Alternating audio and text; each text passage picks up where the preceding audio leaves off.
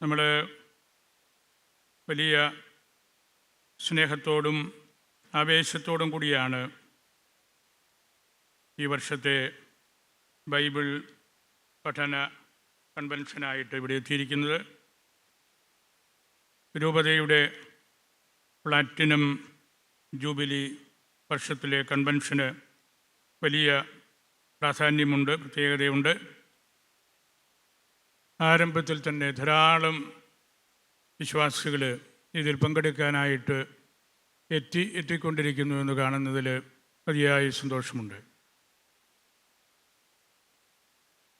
ദീർഘനാളത്തെ അധ്വാനത്തിൻ്റെ ഫലമായിട്ടാണ് മനോഹരമായ ഈ പന്തൽ നമ്മുടെ രൂപതയുടെ ഏറ്റവും പ്രധാനപ്പെട്ട സ്ഥാപനമായ സെൻറ്റ് തോമസ് ഓട്ടോണമസ് കോളേജിൻ്റെ ഈ ഗ്രൗണ്ടിൽ ഇതുപോലെ നമ്മൾ രൂപീകരിച്ചത്. ദൈവത്തിൻ്റെ വലിയ അനുഗ്രഹമാണത്.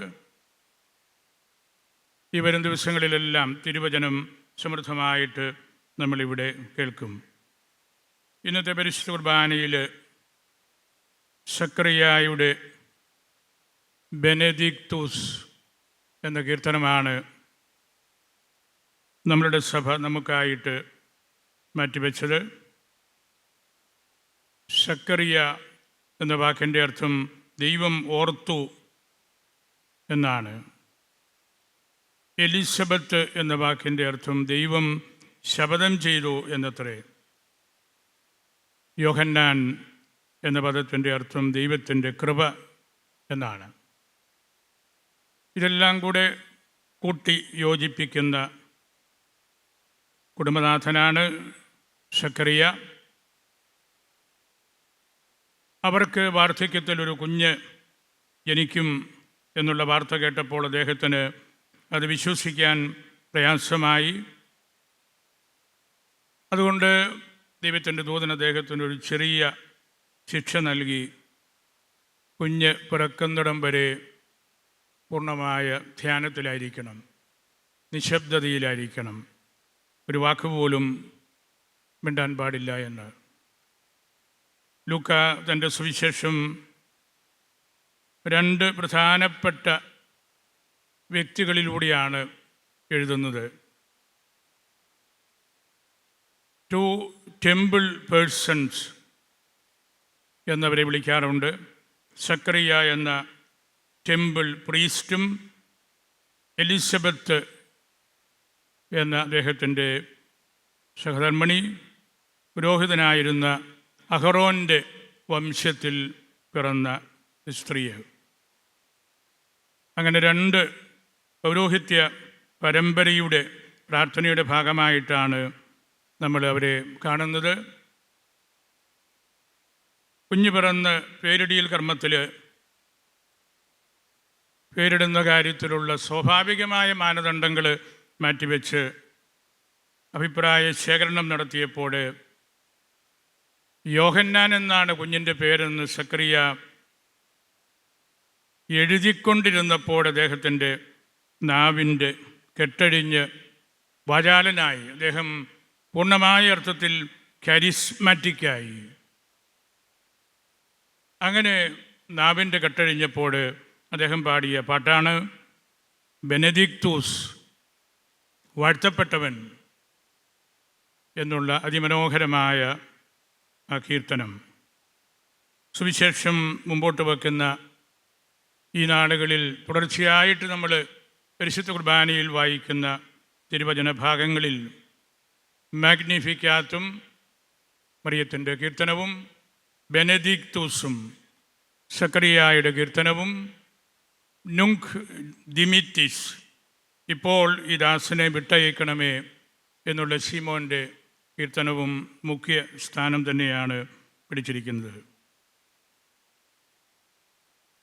സക്കറിയായുടെ ഈ കീർത്തനം പരിശുദ്ധ കുർബാനയിൽ ഈ ദിവസങ്ങളിൽ പലതവണ നമ്മൾ വായിച്ചു. അദ്ദേഹത്തിന് അത്തരത്തിൽ സംസാരിക്കാനായിട്ട് സാധിച്ചത് സുദീർഘമായ കാലഘട്ടത്തിലെ ഒരു നല്ല പുരോഹിതനടുത്ത ദേവാലയ ശുശ്രൂഷയിലൂടെയും 9 മാസങ്ങളിലെ മൗന വ്രതത്തിലൂടെയുമാണ്. അങ്ങനെ അദ്ദേഹം സംസാരിക്കാൻ തുടങ്ങിയപ്പോൾ അദ്ദേഹത്തിന് കൂടുതൽ കൗതുകം സ്വന്തം മകനെക്കുറിച്ച് സംസാരിക്കുന്നതിനേക്കാൾ പ്രക്കാനിരിക്കുന്ന ഈശോയെക്കുറിച്ച് സംസാരിക്കാനായിരുന്നു. സ്വന്തം മകനെക്കുറിച്ച് ഈ തിരുവചന ഭാഗത്ത് വളരെ പരിമിതമായ വാക്കുകളെ പറയുന്നുള്ളൂ. എന്നാൽ ഈശോയെക്കുറിച്ചാകട്ടെ വലിയ ഒരു പ്രബോധനമാണ് അദ്ദേഹം നൽകുന്നത്. ദൈവത്തിൻ്റെ സന്ദർശനമാണത്. ശത്രുക്കളിൽ നിന്ന് നമ്മെ രക്ഷിക്കുന്നവൻ വരാനിരിക്കുന്നതേ ഉള്ളൂ. പിതാക്കന്മാരുടെ വാഗ്ദാനം പൂർത്തിയാക്കേണ്ടത് അവനിലൂടെയാണ്. അബ്രാഹത്തിനോട് ദൈവം കൽപ്പിച്ചരുളിയ ഉടമ്പടിയുടെ പൂർത്തീകരണം ഈശോയിലാണ്.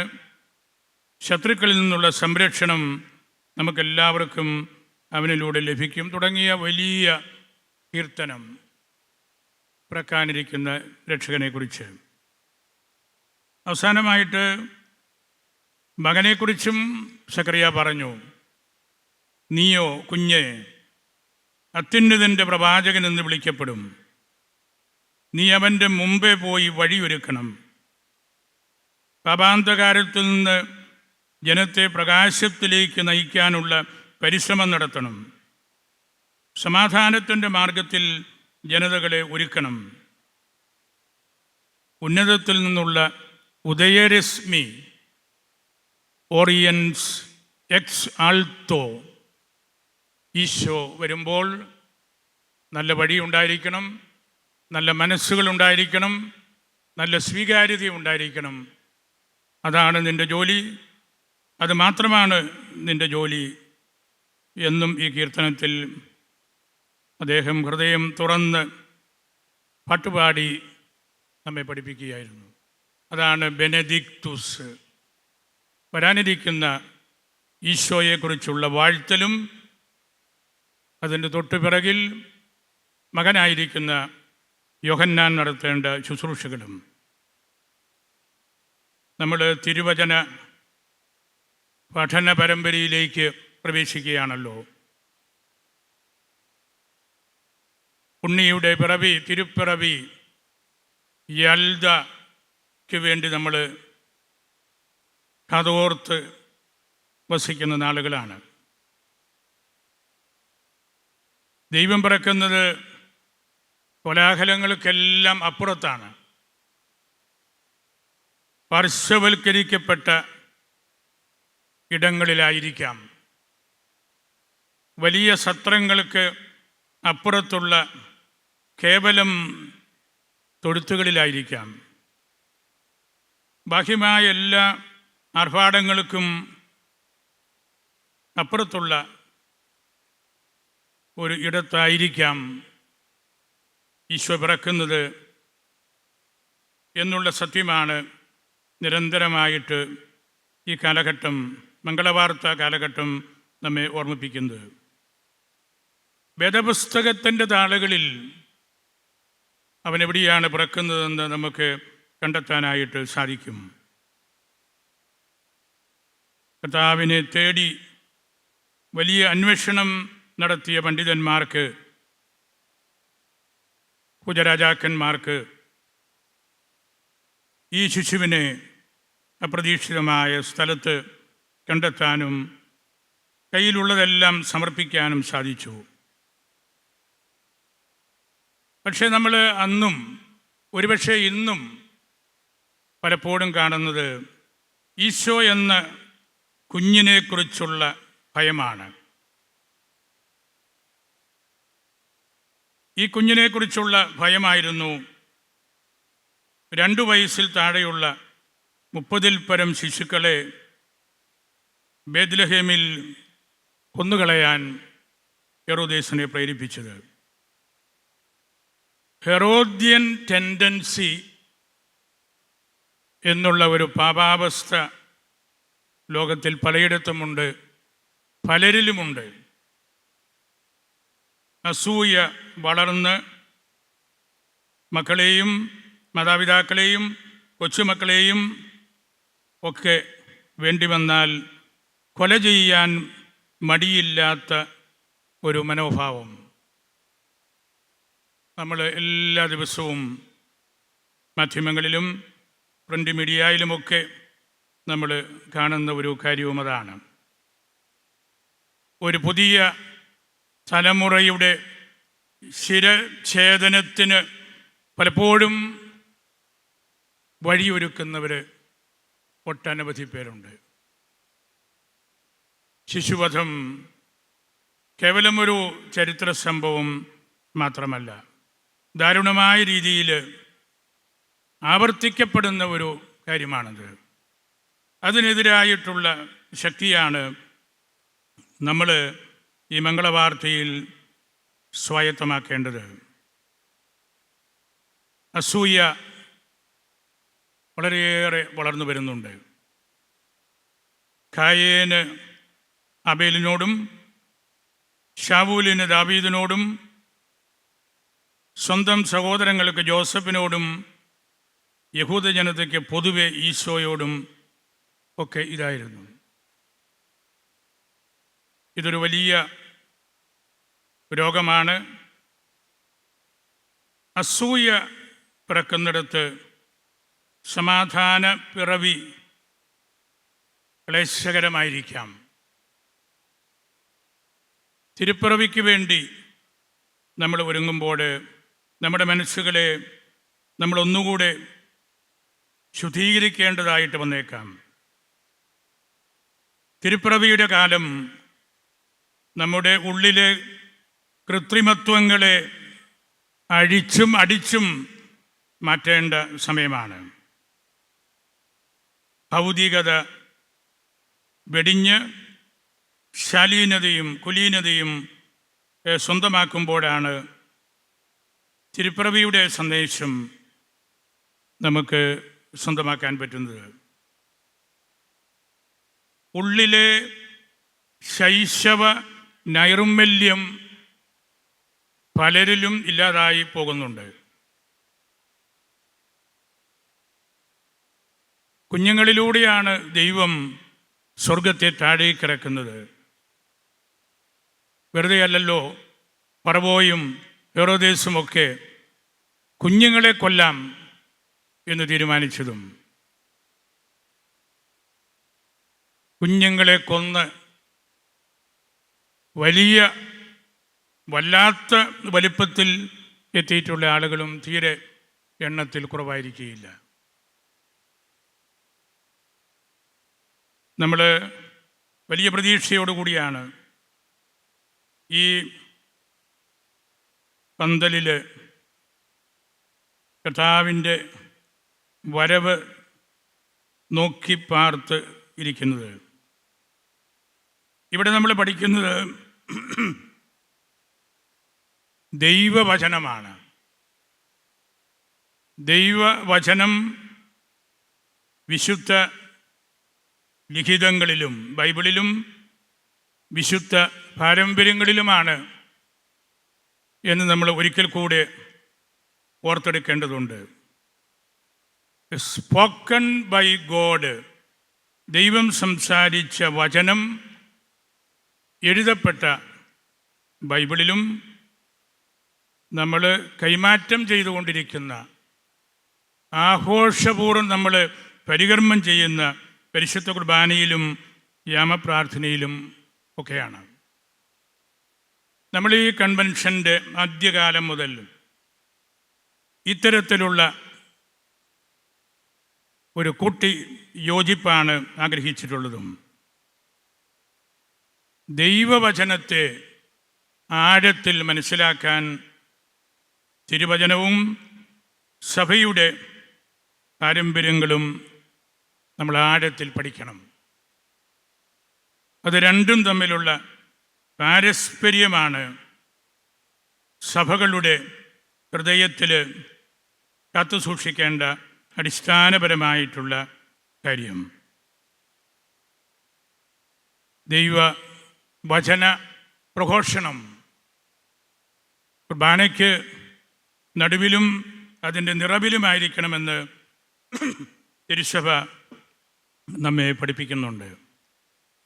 അതുകൊണ്ട് ബൈബിൾ കൺവെൻഷൻ എന്ന് നമ്മൾ പറയുമ്പോൾ അത് ബിബ്ലിക്കൽ ഹിസ്റ്ററിയുടെ കൺവെൻഷൻ കൂടിയാണ്. എല്ലാ സഭകളുടെയും ദൈവാരാധനക്രമത്തിൻ്റെ കൺവെൻഷൻ കൂടിയാണ്. ഓരോ ബൈബിൾ കൺവെൻഷനിലും വേദപുസ്തകം നൽകുന്ന ചരിത്രവും അവിടുത്തെ ചരിത്രപരമായിട്ടുള്ള കാര്യങ്ങൾക്ക് നേതൃത്വം കൊടുത്തവരും വളരെ പ്രധാനപ്പെട്ടവരാണ്. അബ്രാഹം, സാറ, ഇസഹാക്ക്, റബേക്ക, യാക്കോബ്, റാഹേല്, പൂർവ്വ യോസേപ്പ്, മോശ, അഹറോൻ, മിറിയാം, പ്രവാചകന്മാർ, ന്യായാധിപന്മാർ, രാജാക്കന്മാർ തുടങ്ങിയവരെല്ലാം വളരെ പ്രധാനപ്പെട്ടവരാണ്. വേദപുസ്തകത്തെ അതാക്കി തീർത്ത ചരിത്രമാണത്.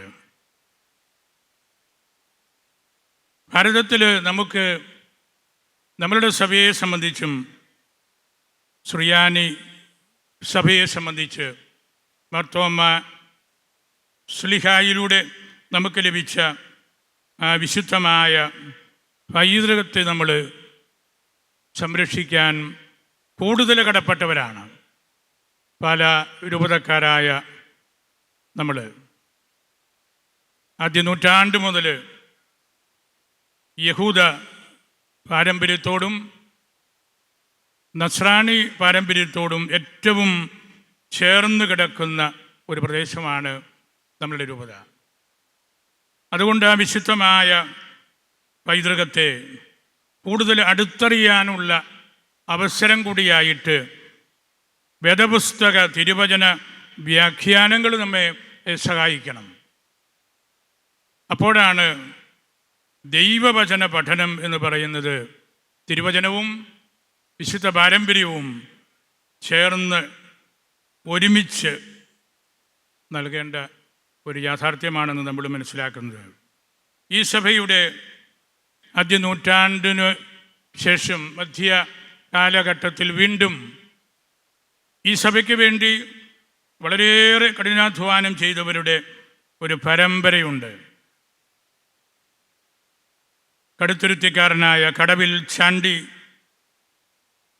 പ്രബലങ്ങാട്ടുകാരൻ പള്ളിവീട്ടിൽ പറമ്പിൽ ചാണ്ടി മെത്രാപ്പോലീത്ത, പറയമാക്കൽ തോമാക്കത്തനാര്, കരിയാറ്റി മെത്രാപ്പോലീത്ത, പറയമാക്കലിൻ്റെ സഹോദരൻ പാണ്ടിമൽപ്പാൻ, നിധീരിക്കൽ മാണിക്കത്തനാര്, തച്ചിൽ മാത്തൂത്തരകൻ അൽമായൻ, കുടക്കച്ചിറ അന്തോണിക്കത്തനാര്, കണ്ടനാട്ട് അന്തോണിക്കത്തനാര്, അന്ത്രയോസ് കളപ്പുര മൽപ്പാനച്ചന്, കട്ടക്കയം വലിയ ചാണ്ടിച്ചന്, ചെറിയ ചാണ്ടിച്ചന്,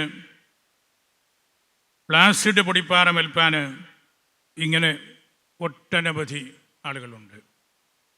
അവരെക്കുറിച്ചും അവരുടെ സംഭാവനകളെക്കുറിച്ചും നമ്മൾ പഠിക്കുമ്പോഴാണ് തോമാസ് ശ്ലീഹ വഴി നമുക്ക് കിട്ടിയ ആ തിരുവചനത്തിൻ്റെ അകപ്പൊരുൾ എത്ര വലുതാണെന്ന് നമ്മൾ തിരിച്ചറിയുന്നത്. അതിനുവേണ്ടി നമ്മൾ നിരന്തരം പരിശ്രമിച്ചിട്ടുണ്ട്. നമ്മുടെ പരിശുദ്ധ കുർബാന ക്രമങ്ങൾ അതായാൻ മാറി തിയഡോറിൻ്റെ ക്രമം ഇപ്പോൾ നമ്മൾ ആഘോഷിക്കുന്നത്, നെസ്റ്റോറിയസിൻ്റെ ക്രമം, കഷ്ടാനുഭവ ആഴ്ച, വലിയ ആഴ്ചയിലെ തിരുക്രമങ്ങൾ, തിരുപ്പട്ട ശുശ്രൂഷകളെല്ലാം അതിൻ്റെ ഏറ്റവും മനോഹാരിത നൽകുന്ന കാര്യങ്ങളാണ്.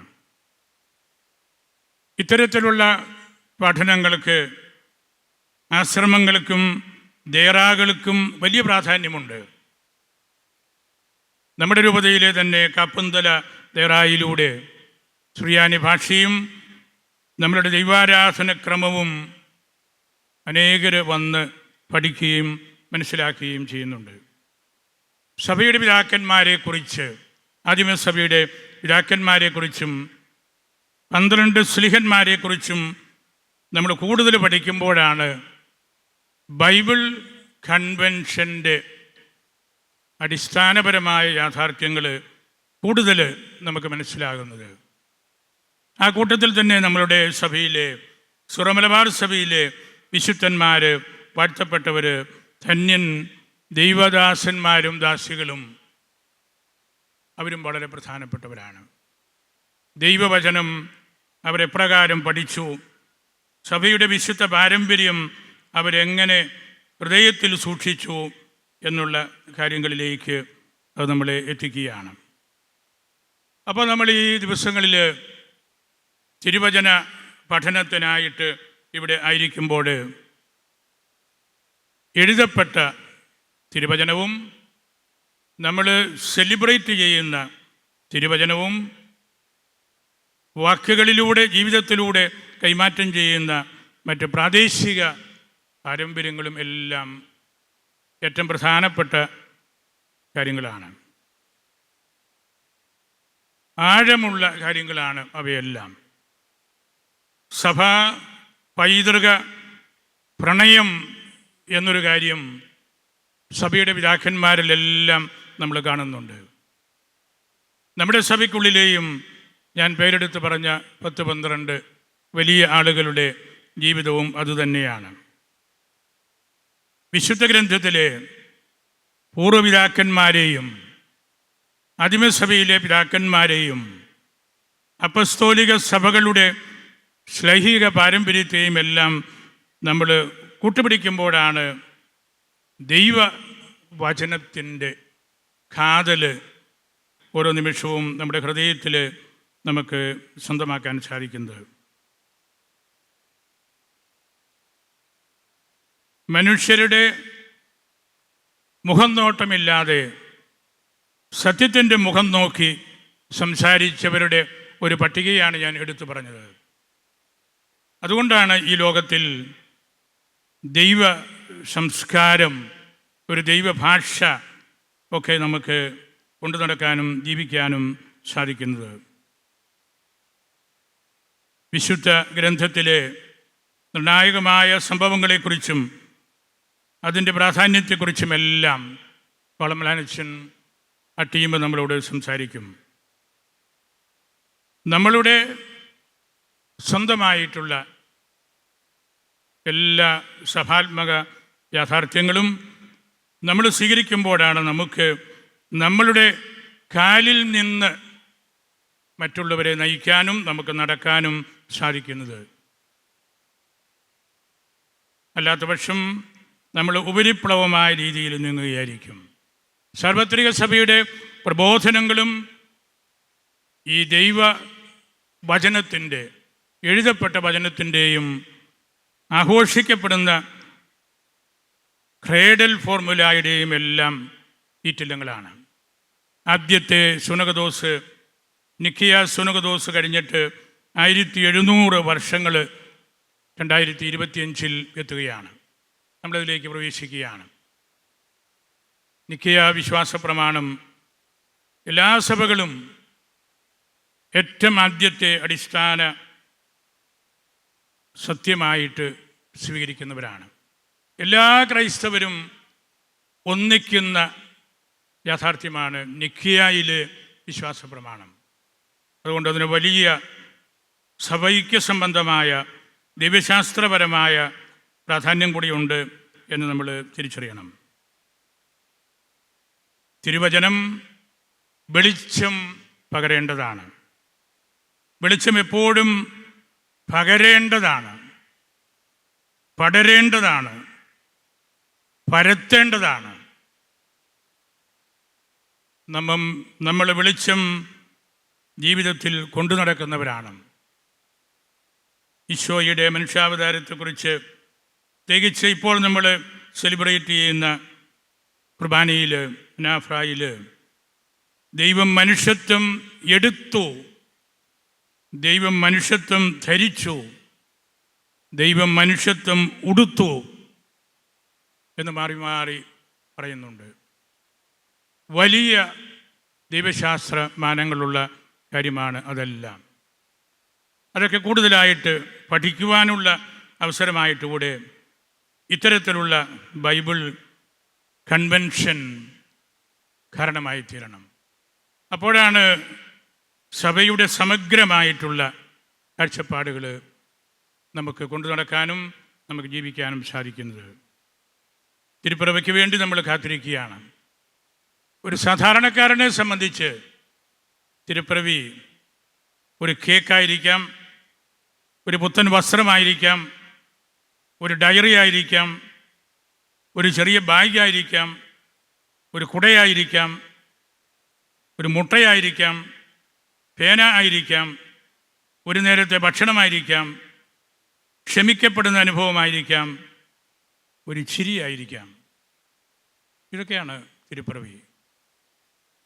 ഈ കാലഘട്ടത്തിൽ നമ്മൾ ചരിക്കേണ്ടതും കൊടുക്കേണ്ടതുമായ കാര്യങ്ങളതാണ്. അവിടെയാണ് തിരുപ്പിറവി, ഈശോയുടെ സാന്നിധ്യം പ്രായോഗികമായിട്ട് എല്ലാവർക്കും മനസ്സിലാക്കാൻ പറ്റുന്നത്. ലോകത്തിലുള്ള എല്ലാവർക്കും വേണ്ടിയുള്ള സമാധാനമാണ് ഈശോ കൊണ്ടുവരുന്നത്, ഈശോ നൽകുന്നത്. ആ സമാധാനത്തിൽ നിന്ന് ആരെയും മാറ്റി നിർത്താൻ ആർക്കും സാധ്യമല്ല. ഈ കൺവെൻഷനിൽ തന്നെ ഇതര മതസ്ഥരായ അനേകർ പങ്കെടുക്കുന്നുണ്ട്.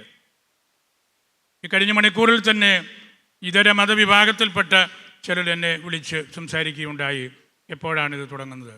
അതാണ് സകല മനുഷ്യർക്കും വേണ്ടിയുള്ള സമാധാനത്തിൻ്റെ വാർത്തയാണ് ഇവിടെ പ്രഘോഷിക്കപ്പെടാൻ പോകുന്നത്. ഞാൻ എൻ്റെ വാക്കുകൾ ഉപസംഹരിക്കുകയാണ്.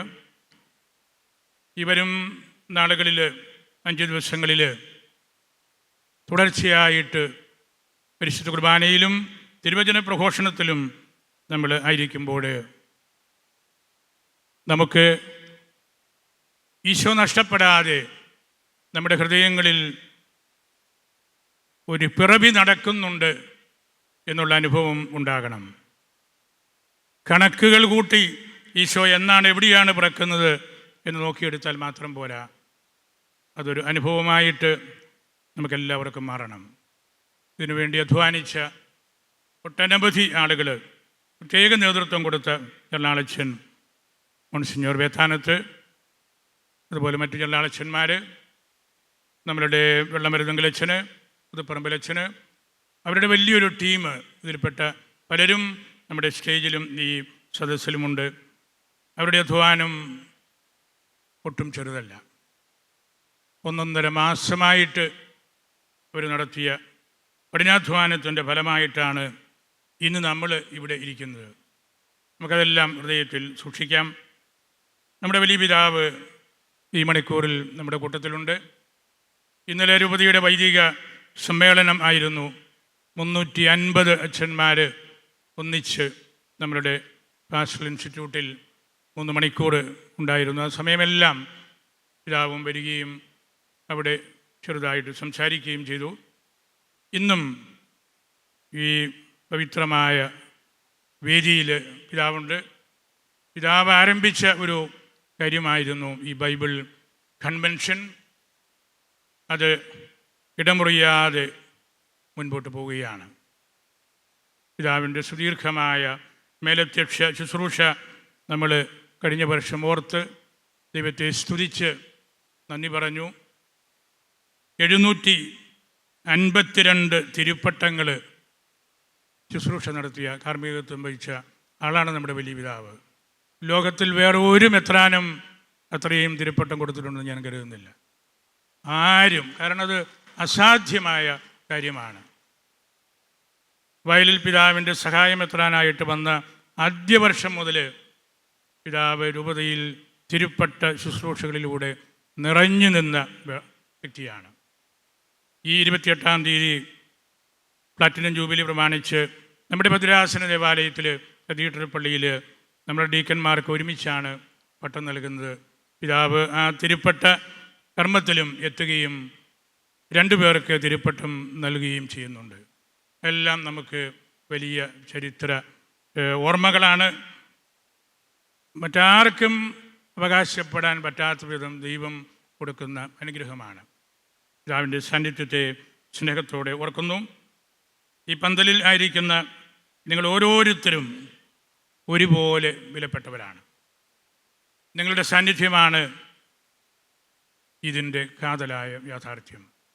ധാരാളം പേര് ഈ മണിക്കൂറിൽ തന്നെ എത്തിക്കഴിഞ്ഞു.